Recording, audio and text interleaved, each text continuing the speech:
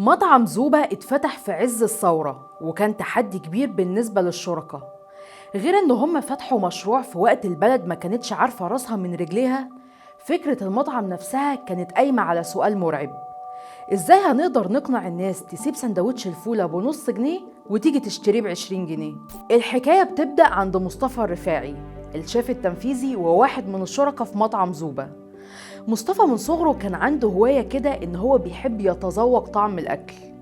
المهم بيكبر مصطفى وبيسافر أمريكا علشان يدرس علم نفس هناك، وقرر يشتغل في مطعم يغسل صحون علشان يقدر يساعد نفسه ويكمل دفع مصاريف دراسته هناك. وفي يوم بيحس مصطفى إن ده مش مكانه، وطبعا شايف قدامه الطباخين ليهم وضع وهيبة. لكن أكتر حاجة شدت مصطفى في الموضوع ده إنه لقى الطباخين بياخدوا وقت راحة في اليوم وهو شغال في ساقية. فقام رايح لصاحب المطعم وقال له: أنا عايز أشتغل طباخ، بس مش عشان هو بيحب الطبيخ، علشان ياخد وقت الراحة في اليوم. وفعلا صاحب المطعم بيوافق، ومن هنا بتبدأ رحلة مصطفى مع الأكل. فجأة حب الطبيخ ولقى نفسه بيدرس فنون الطبيخ، ومش بس كده، ده كمان طلع الأول على الدفعة وقرر يكمل شغل فيها. الفكرة إن مصطفى مش واخد مهنة الشيف دي إنها شغلانة بتأكل عيش وخلاص، هو عايز يطور من المهنة ومن سمعة الأكل المحلي لبلده، وعايز يعرف الناس على ثقافتنا من خلال الأكل. عايز يوصل للعالم كله إن المطبخ المصري قوي جدا ويقدر ينافس بأبسط أكلة فيه، لغاية ما بيقابل كريس خليفة بالصدفة، اللي بعدين هيبقى صاحب سلسلة مطاعم زوبة، واللي بيكتشف إنه عايز يفتح مشروع أكل مصري. المهم قعدوا سوا واتفقوا إنهم يفتحوا محل فول وطعمية.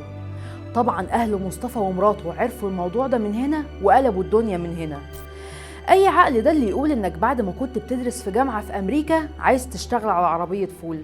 وهي دي بقى كانت مربط الفرس اللي شجعته يكمل في المشروع. بيقول مصطفى إن واحدة من أهم الأهداف اللي عملوا عشانها مطعم زوبة إن هم يعرفوا العالم كله على قوة وأهمية المطعم المصري، وإن هم يغيروا فكرة إن الأكل المحلي اللي بيعبر عن ثقافة بلدنا لازم تبقى جودته قليلة أو حاجة صعب تبتكر فيها.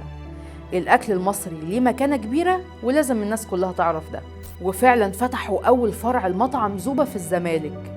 لكن المفاجأة إن اللي عجب الناس في المطعم وقتها إنه قايم على فكرة بسيطة جدا: إحنا هنقدم فول وطعمية بس بجودة عالية ومنتجات نظيفة.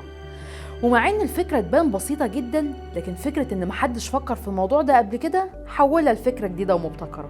وبعد ما العمال كانوا مكسوفين يقولوا إن هم شغالين في محل اسمه زوبة، بيتحول المطعم إنه بقى من أقوى وأهم 50 مطعم في الشرق الأوسط على مدار 10 سنين، وفروعه بقت في مصر والسعودية ونيويورك، وبقى بيبيع فول وطعمية وبصارة وقرنبيط في منهاتن، وقادر ينافس بقوة وينجح كمان. ومش بس كده، ده كمان مصطفى كان بيمثل مصر في مهرجان الطعمية اللي كان معمول في لندن، واللي كان مشارك فيه دول الشرق الأوسط كله.